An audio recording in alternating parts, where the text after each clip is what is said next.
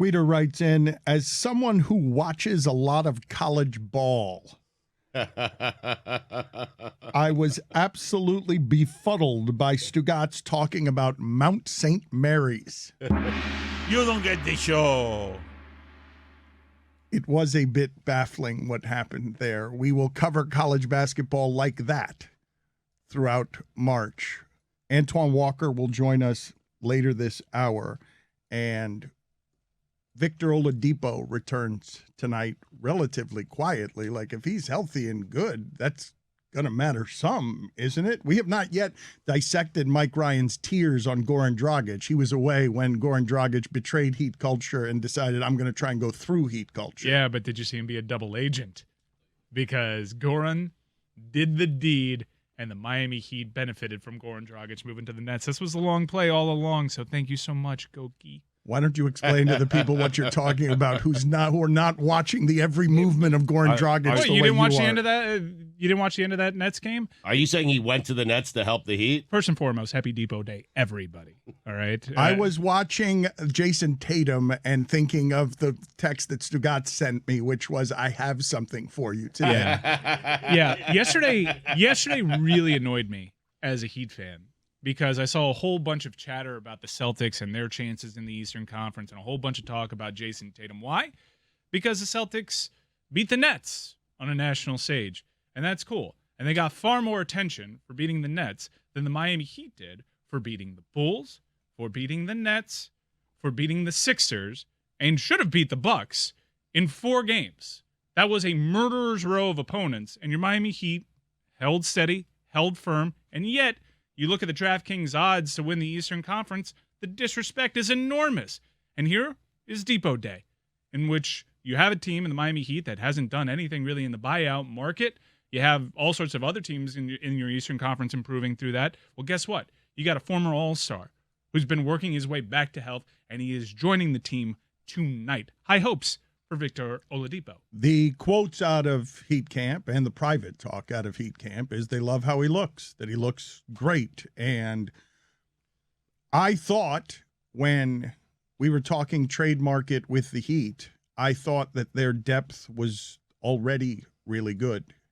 And I don't think some of these people that you may have fallen in love with who became known to you this year, Yurtsevin, Martin, I mean, Gabe Vincent's going to play. I'm assuming that in the playoffs. Gabe Vincent should play. I'm assuming Strus is going to play some in the playoffs. I don't know, but you can only go so deep. I don't think they're going to go 10 and 11 deep. They have an Achilles heel when it comes to their depth. I think it jumps off the screen.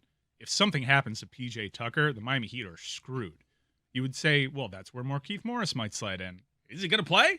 I know he's been on the bench recently, but there's all sorts of debate internally as to whether or not to clear Markieff Morris. Is that 3 months since Jokic pushed him in the back, or is it more than 3 months since he's not been able to play? More. That was very early in the season. Right. They will have a problem there, but if we're talking about P.J. Tucker, you're not talking about a championship team. Like Ask the Bucks. Yeah, I mean, man, what are you talking about? P.J. Tucker was come on, you guys told me it was one Holiday. Of those guys, Dan. He's been great for them. I'm not going to dispute that he's been great for them.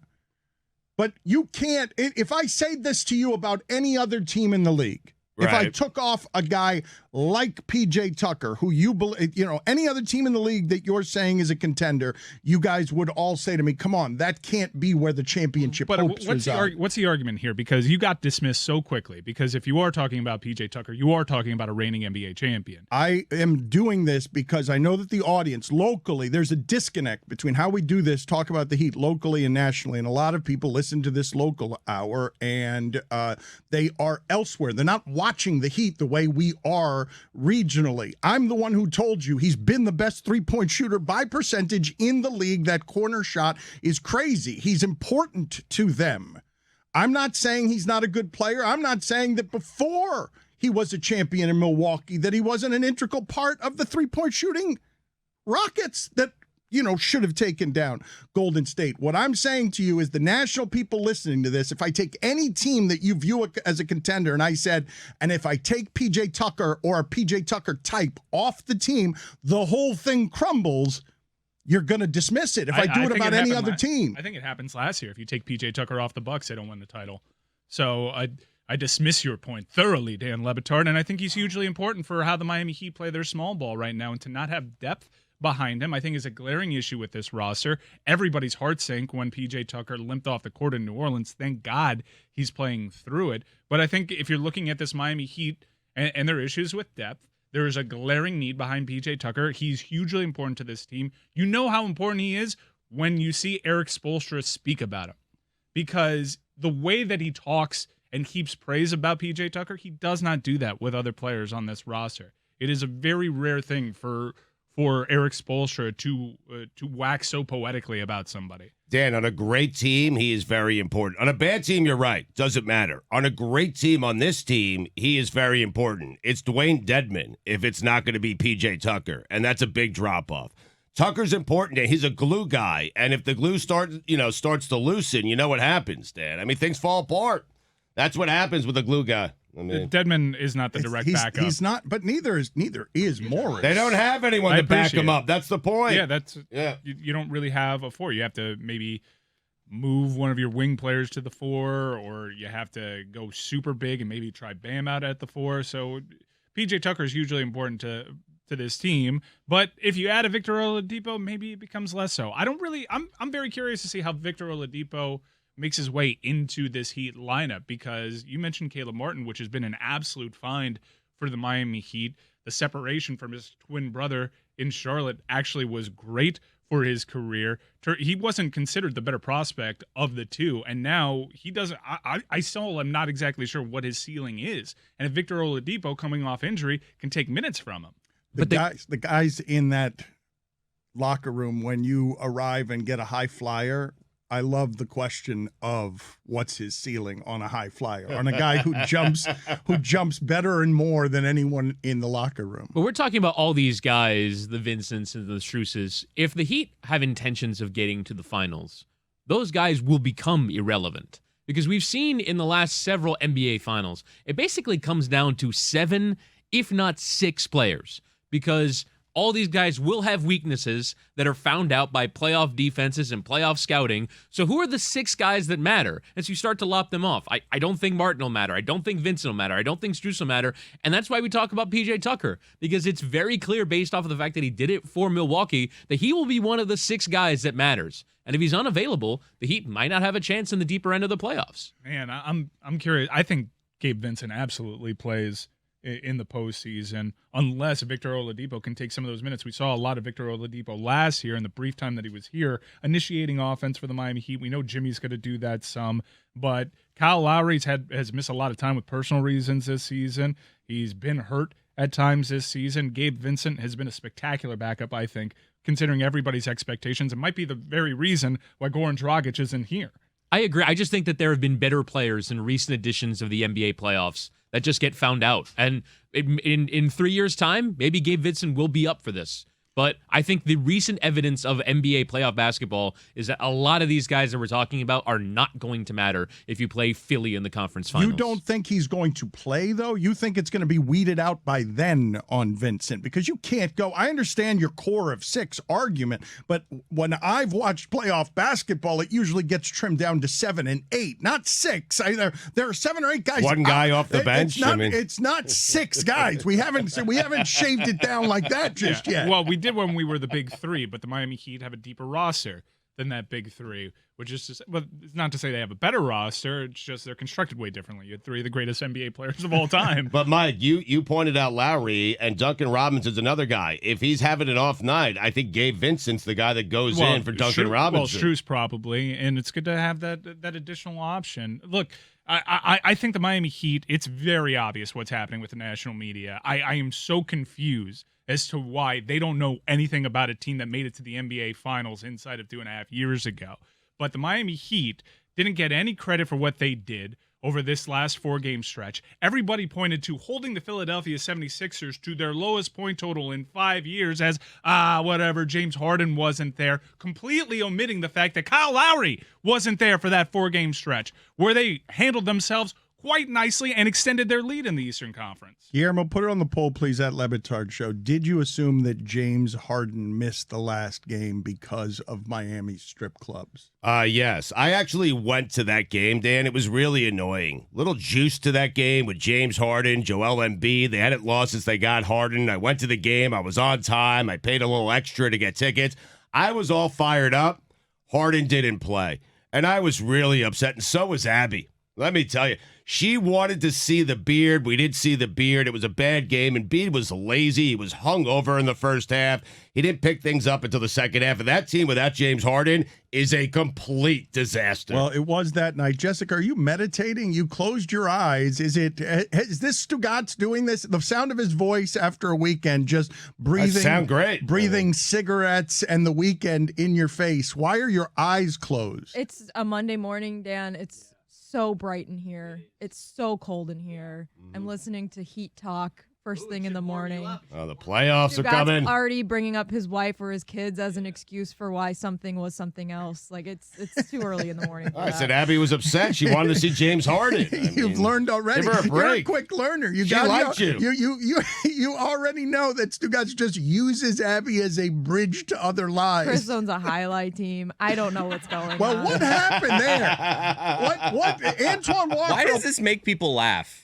On Twitter, people think that this is like a joke. This is not funny. Like, people were nominating this for funniest thing from the sports weekend. I'm confused by what happened. I'm confused by your father writing that story. I'm confused about what the headline said. I'm confused by, I thought. Well, this is a little above your pay grade. The people I've been talking to at the company, like, this is a thing we've been working on for a while. It's very important to me. And I don't like that. Like, even the room right now, Billy's smiling. Do you know anything about Alai? What do I not know about Alai? Whoa. What do you know about Alai? Like, if I don't own a team. I could start just saying things right now, and you wouldn't even know if I'm being honest or not. Well, please tell the audience. What's a ball called? The pelota?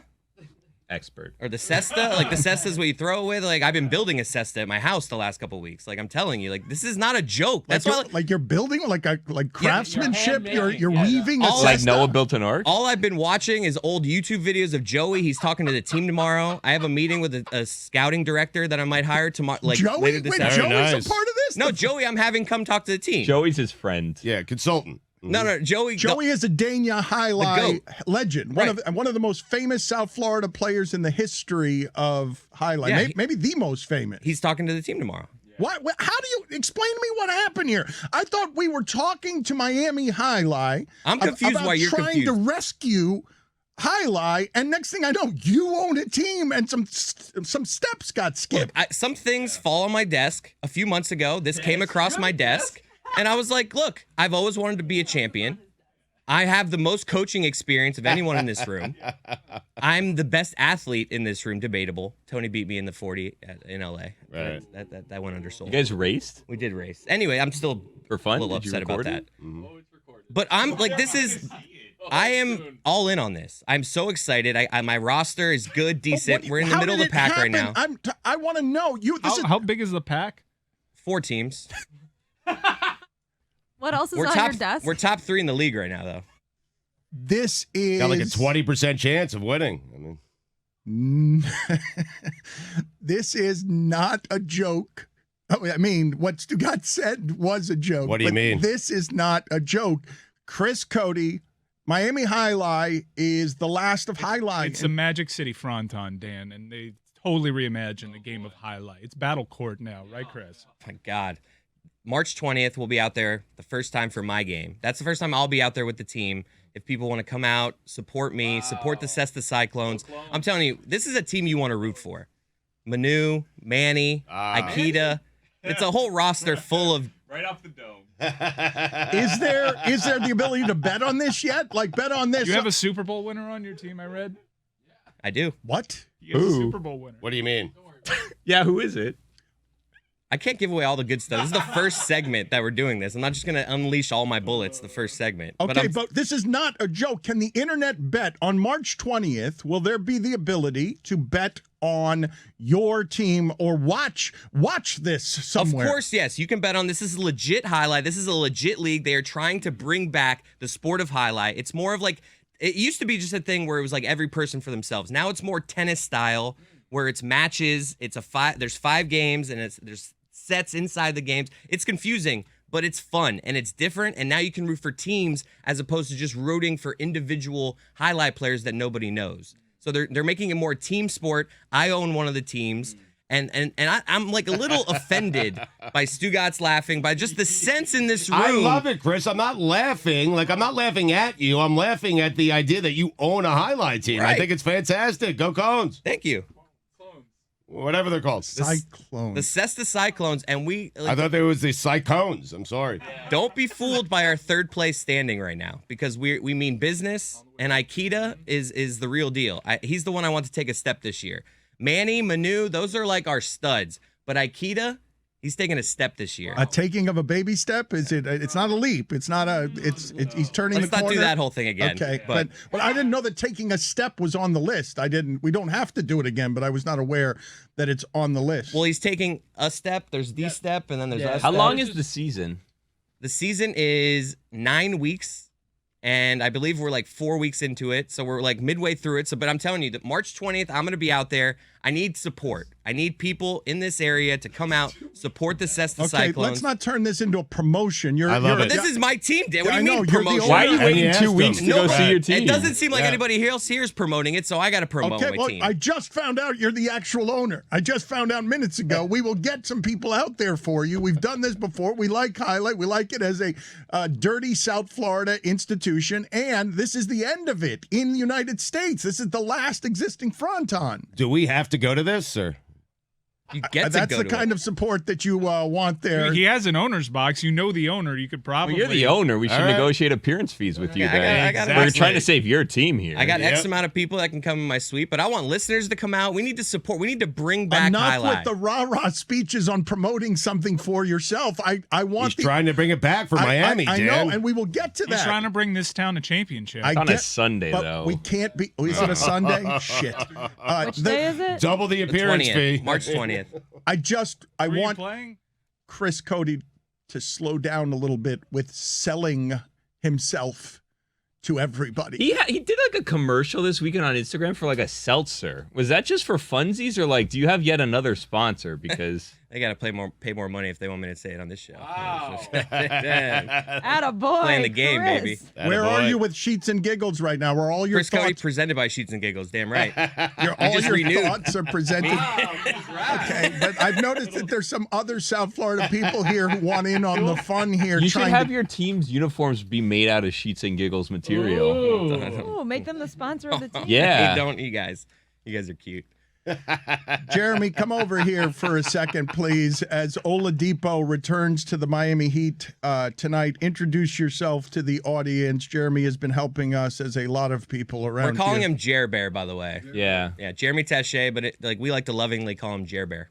He spoke to Oladipo. He was impressed by Oladipo's vulnerability. So what can you tell the people about what, I mean, I don't think people understand how grueling it is to identify, to just become irrelevant for 2 years when you used to be an all-star in that sport and you're still young.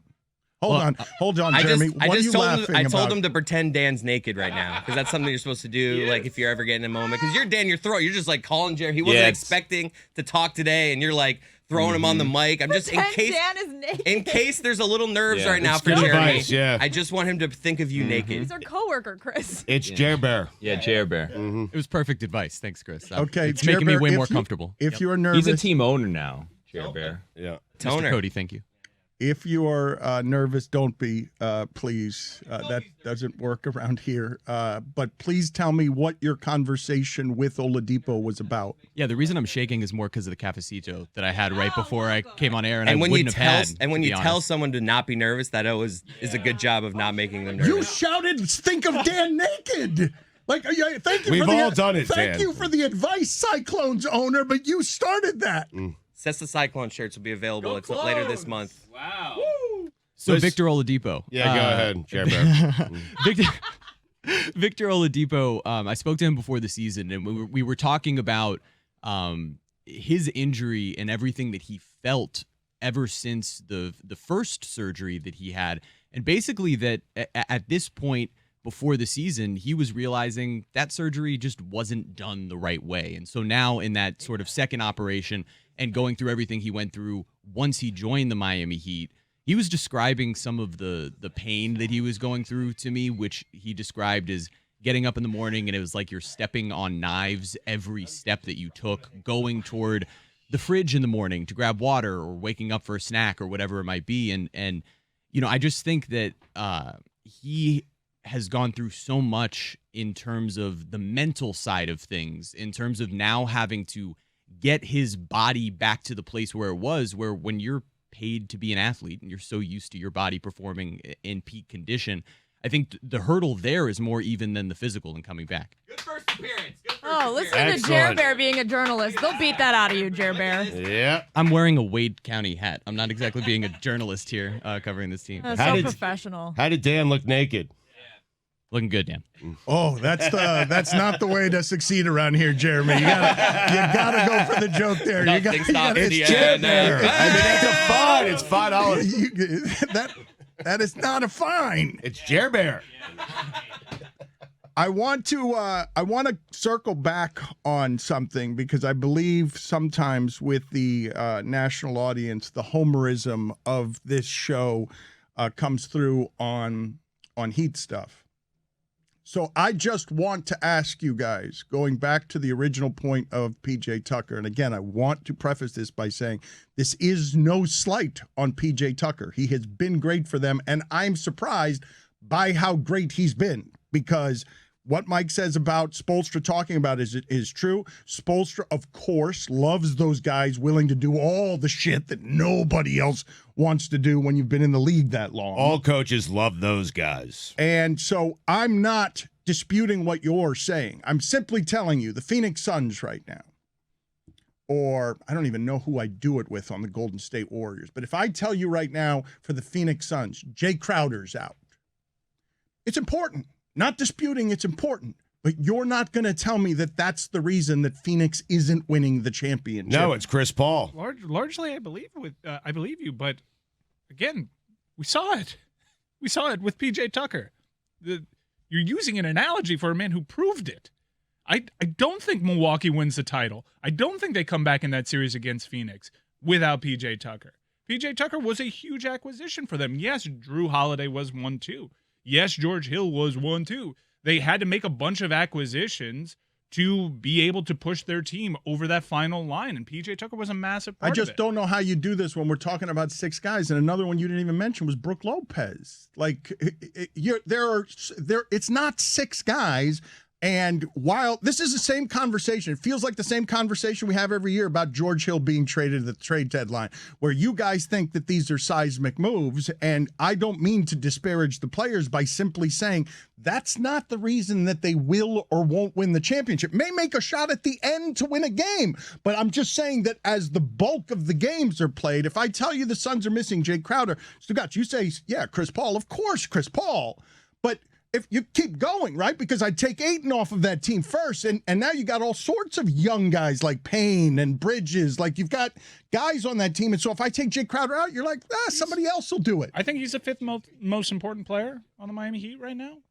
Aren't you going to be saying that about Duncan when the playoffs come? I think PJ Tucker is the fifth most important, behind Jimmy Butler, behind Bam Adebayo, behind Kyle Lowry, and Tyler Hero.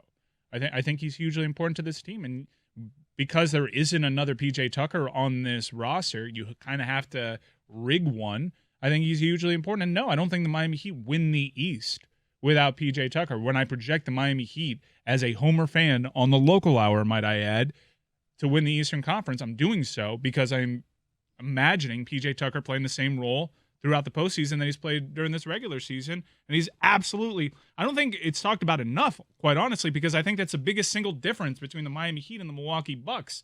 It's not just that the Miami Heat added PJ Tucker, it's that they took him from the Bucks. And I actually do think if you look at the other contenders for the NBA title right now, that like, if, for example, if you took Matisse Thybulle off of the Philadelphia 76ers, they get appreciably worse defensively. And I don't know how they're getting stops in the playoffs if they don't have Matisse Thybulle on the floor. Like, I do think that there are examples of like fourth and fifth guys where if you take him off the team, that becomes really important. Jessica, You are a combination. I'm so cold. My head hurts. My TMJ is back. Matisse Thybulle talk. I just can't do it right now. The cones. Could we wake you up with a little Cesta Cyclones talk? Because the 20th of March, I'm telling you. For the love of God! It's like, Put it on the calendar. Stugotz, I am filled with rabid rage for our next guest, this champion, because he has gone on I Am Athlete and he has told all the stories about the things that I've been asking him about for years. And he would not give me these stories about gambling nights with Kevin Hart and Michael Jordan. He would not give me the stories of big fun nights because he had a fun career. You know what I'm talking about, Antoine. You gave it all up. You gave it all up to I Am Athlete. You gave him the emotion, the story of your mom. You gave him everything about your life because the last couple of times you've been on with us, you have told us you want people to learn from your story. And on the latest episode of I Am Athlete, him and Adewale Agunleye, an actual Nigerian prince, tell the stories of how athletes can help young people learn some things. So thank you, Antoine, for being on with us. When did you get more comfortable discussing this stuff? Because this has been quite the journey, right? When I ask you about this stuff in the past, you tend to close up, and I understand. You don't want to be a cliche. You don't want to rummage around in the shame of some of this stuff. So when did you get more comfortable with people want to hear my story? They need to hear my story. I need to help people with my story. Probably a couple years ago, as I continue to talk about it and give my testimony in front of other athletes, student athletes, and then professional athletes, you become a place where you become more comfortable, and you don't use that. You try to use it more of an educational tool. So once I started seeing guys being able to take it and understand where I was coming from, and it made me more comfortable. But it took a while. But I would say it's been a couple years now. That I've had the comfortability. But the main part, I've been able to work alongside the Players Association and the NBA the last 3 years, and to be back in front of my peers. That's probably the biggest thing. To be back in front of other NBA players and share my story has been the most gratifying thing for me that I've done over the last couple of years. Broad question, but what have you learned? Just I think one thing that, for me personally, I think not having dialogue with other people that have played the game, other people that have had no money, is really important, because everybody has unique ways of taking care of their family, of investing, of doing certain things. And if you don't start talking and vetting that out, that's the thing that really messes you up, to me. That I've learned, that guys don't really talk to each other, share. There's a lot of guys that are doing a lot of great things with their money. And, if they not willing to share those things, it makes it hard for the next person to learn and not make the same mistakes and not do some of the good things that they're doing. Did it feel good talking about some of this stuff on I Am Athlete, or is it deeply uncomfortable, or both? I'm not uncomfortable no more. Does it feel good? No. I mean, obviously, don't feel bad, but it doesn't necessarily feel good. It's therapeutic. I think, especially when you talk to other athletes that are probably going through some similar things that you go through, so that's the one part that kind of stands out, to be able to talk to other athletes. And some of them haven't made the mistakes that I made, but some of them have had similar situations. So it becomes more of a therapeutic situation for me. Did you have a gambling problem? No, I'm a competitor. So I think that's what people don't understand. And when I told you, Dan, a long time ago, it was the timing of everything that happened in my life. When I was going through my real trials and tribulations, I also had a situation that took place in Vegas at the same time. So people thought that, hey, maybe he got a gambling problem, maybe he lost his money gambling. It wasn't even a fraction of the situation that I was in. But I'm a competitor. At that time, I loved to gamble and place the bet just like anyone else. How much do you want to tell the people about when you say it was just a fraction of what I was dealing with? I leave it up to you how much of the other stuff you were dealing with. I think at that time I had a situation where I owed the casino like $1 million at the same time that I actually was going to file bankruptcy and go through my personal things, and it's the same time. So, and this was one of those situations where I was being stubborn. I wanted a discount. They had legal rights to take me to court, and it was just it turned into a big legal battle at that time. So that's really what it was in the gambling situation. Did I think I have a gambling problem? No, because I haven't been to casino since then. I have no urge or eager to be in a casino and gamble. So I never had a gambling problem. Did people think that you just had debt and were trying to erase it in one big gambling swoop? Is that what was? I don't remember the details of any of this, so forgive my ignorance here. No, I usually train in Vegas over a 6-7 week period. I'm out in Vegas. We gambled every night after we got through working out, and one thing led to another over 6 or 7 8 week period. Lord and behold, I look up, I'm down 700,000-800,000. And you wonder how you get to that point. I got to that point just being competitive every night. You lose 50,000 one night, you come back the next night, and you lose another 50. So you're constantly chasing that money. And then you look up, and now I owe the casinos $800,000-900,000 based off my credit line. So that's where that debt came from. And anybody that's gambled or had credit lines, you have a certain amount of time to pay that money back. And I had exceeded the time to pay it back. So obviously they issue warrants. They see how much money that I make. They want to make sure, obviously they want to get their money back. And it turned into a huge legal battle. What can you tell us about gambling with Michael Jordan and Kevin Hart?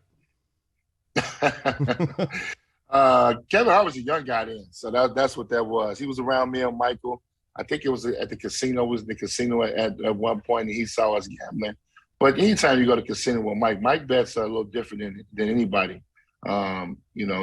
His limits are much higher than what I would gamble. And I think the accident that Kevin was talking about, that he saw us at the table losing.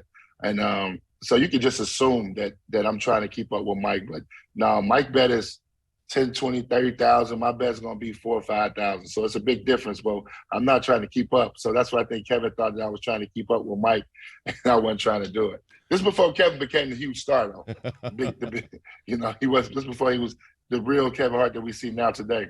Can you put us on one of these team flights, Miami Heat, Boston Celtics, wherever you want, where the stakes are getting high because you guys are all competitive, you're in a tube, you're flying across the country, and everyone wants to pass the time with suitcases filled with cash or duffel bags filled with cash? Oh, no, without question. We had card games that we played. We used to play a game called Boo-Ray. You guys ever heard of Boo-Ray? Yeah, uh-huh. Okay, yeah, we used to play a game called Boo-Ray. But most teams I played on, we tried to set rules and guidelines. I know just some stories out there with some situations that got out of hand. Teams that I was on never got out of hand, but we was one of those situations, we always played all the time. The Celtics, Heat, every team I played on, we always would get a Boo-Ray game going. Forgive me here because we've spent 5 minutes talking to you. And again, he's here to promote the episode of I Am Athlete, but you have had a great basketball career. You have had a championship basketball career. And I've been remiss here in asking you all of these questions without asking you about how much fun you were having in Miami and the stories that have not been told. What do you got for us on Shaquille O'Neal? What do you have for us on your because Antoine, you were a controversial piece and added to the Miami Heat. Pat Riley thought he needed a third or fourth guy, and people were wondering, do you want this guy? Is he selfish? Him and Paul Pierce. You remember. So take us back to 2006, how you arrived here and how all of that felt. Because what I remember in a Miami uniform is you on your back in the finals, still shimmying. On your back, on the court, and you were still shimmying even though you were not on your feet. Just while I was a free agent that summer, they were looking to add another piece. They were trying to get over the hump, get past the Detroit Pistons. Detroit Pistons had dominated the Eastern Conference for about 4 or 5 years. And as a free agent, I came in and I was part of, I don't know if it is today, probably do a little research. I was part of the biggest sign and trade in NBA history. It was like 13 players involved in this sign and trade for me to get to the Miami Heat. And it was one of those situations where Pat wanted me to come in and accept the role. At that time, I was a 20-10 guy. I was still a guy that felt like I could be the man on the team. But he gave me an opportunity that I never had before in my career. I think I was going to my 9th year. And to play along Shaq and D. Wade and to play a role as a third guy on a team and see if we can win a title. And it turned out to be the best thing I ever done and never sacrificed. Some of the greatest teammates I ever played with. Got a chance to play with 4 Hall of Famers. I think about Alonzo Mourning and Gary Payton were both a part of that team, along with Shaq and D. Wade and Udonis Haslem, Jay Will, James Posey. So it was one of those things when I was playing with those guys and having the opportunity to win a title was unbelievable. The unique thing about that team is that I never partied and played basketball that much in my life in one season. And we had an unbelievable time. We had a great time on and off the court, and it all paid off at the end. That's why you saw me shimmying. I mean, it was an unbelievable season. We used to have a slogan to say 15 strong. I never, usually when you play in a team, guys hang out with their boys. They don't hang out necessarily with their teammates. You will rarely seldom see us without 5 or 6, 7 guys at dinner and hanging out. And that's what made it really special. Those are special stories about it. So as much fun as we had and how we partied, but it's also gratifying to see that we were able to accomplish the goal at hand. That's to win the NBA title. Where were the best parties, and where would you rank the chicken wings at Prime 112 among the best parties that you were having? Prime 112 was the after the game restaurant we all went to after every home game. But you didn't go to Prime for the chicken wings. You went to Prime because it was nice, for the scenery and for the food. Yep. That's what you went to Prime for back then. Right. The best parties, I mean, you know the cities.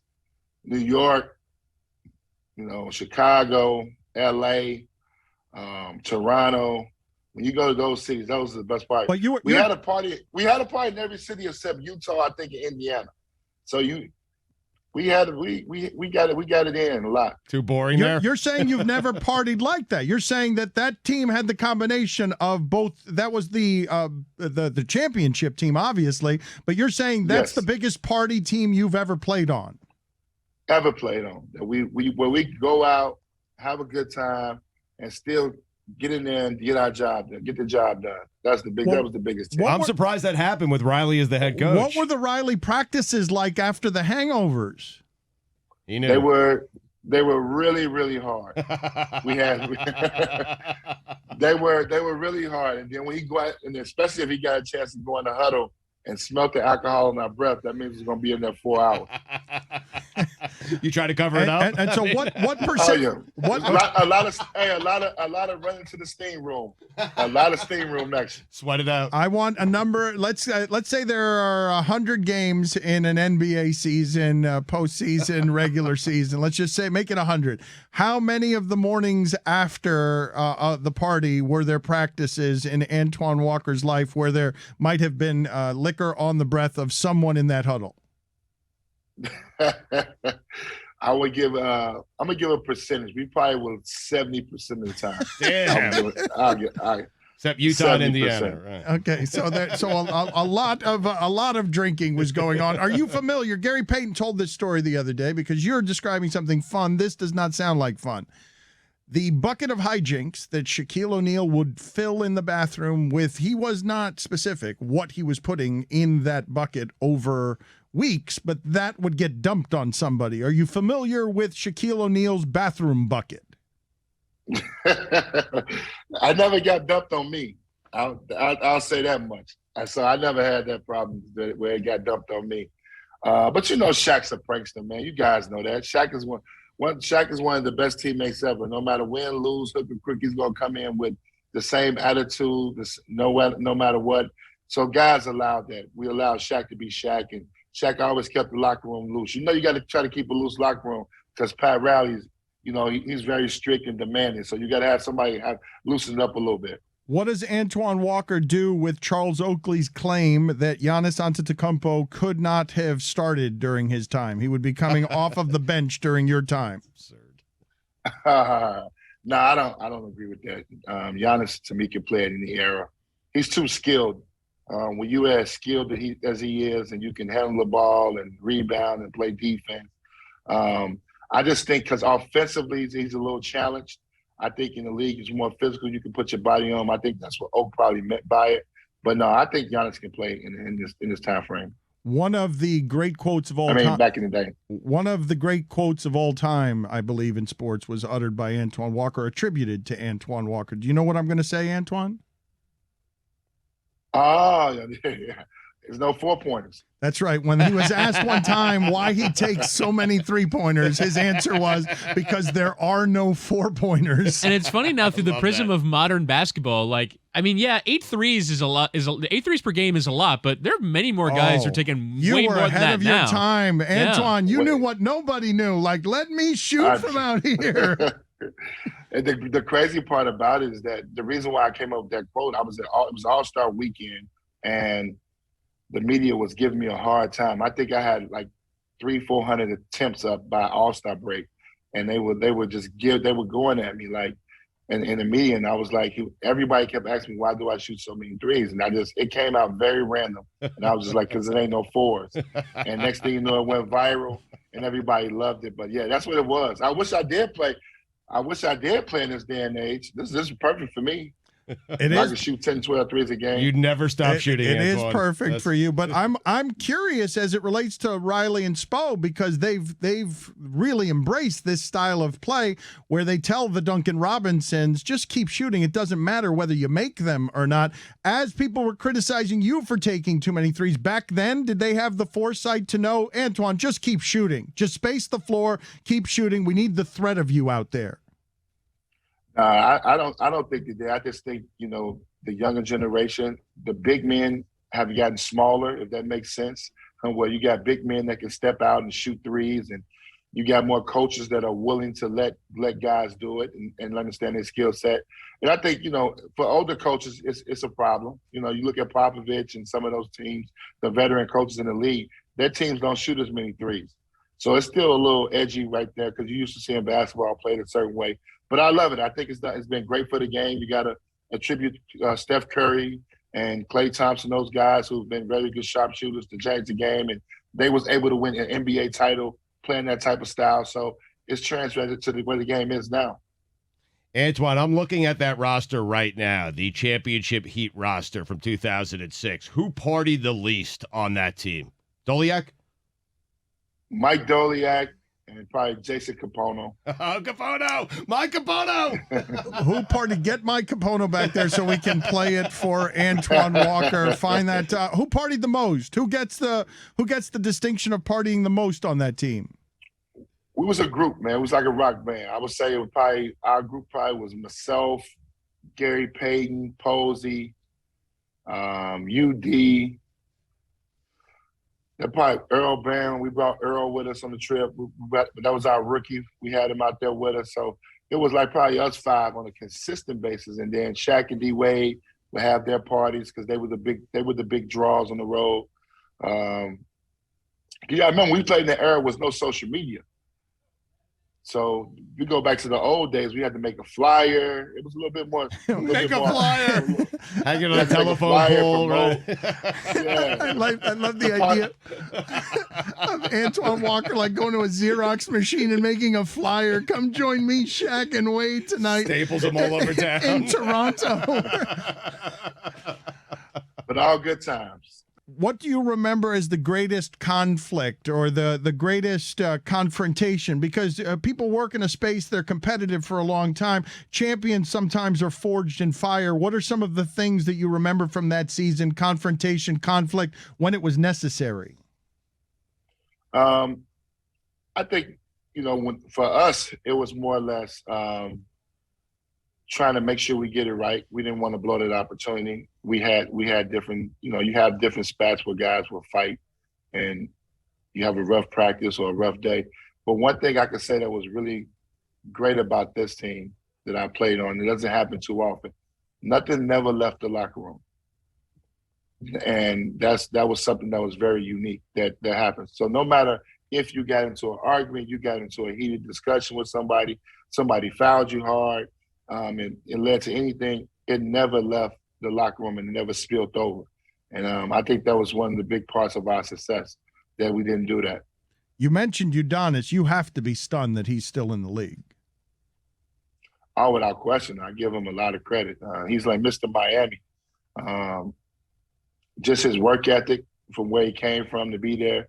And it's tough to be at home, to play at home all those years, and it's really tough. But so I have a lot of respect for Udonis to still be going, and I'm pretty sure those young guys are getting a whole lot of knowledge and wisdom from a guy who's been there. Think about the guys that Udonis has played with, the superstars. It's been unbelievable. So just imagine the knowledge that he has. And so I commend Udonis and take my hat out to him. Love a good hat being taken off for somebody. When I think of Antoine Walker, I think of the tippy toe three. And I'm wondering, were you a guy who tiptoed a lot in your childhood, or is this something that just showed up on in your basketball game? No, I just showed up in my game. I'm, knock-kneed guy, tall, didn't really. That's just my game. I played below the rim. I was never really a high wire act. I mean, I never really was a guy that was going to dunk on you. So I always kind of played below the rim. It was like just one of my advantages. I didn't need a lot of. I didn't have to jump on my jump shot. So I just, I was always on my toes. Is Rick Pitino? The Miami Heat announcers really exposed me on that too. That was only they exposed me and made it a little nickname for me. Antoine, I have a question I've been dying to ask you for years because you played for the man. Is Rick Pitino a vampire? He is. That sounds like a yes. Yeah, it sounds like a yes. Yeah. Yes. That's okay. a yes. That's a confirmation. Thank you. Okay. Good. Absolutely. Thank you. Right. Thank you. We Finally. we got the answer. He's giving it up these days. You can check out the latest episode of I Am Athlete. It does feature him, and he gives you. He lets you look inside on this one. So thank you, Antoine, for being on with us. We appreciate it. Man, thanks for having me on again. Appreciate it, guys.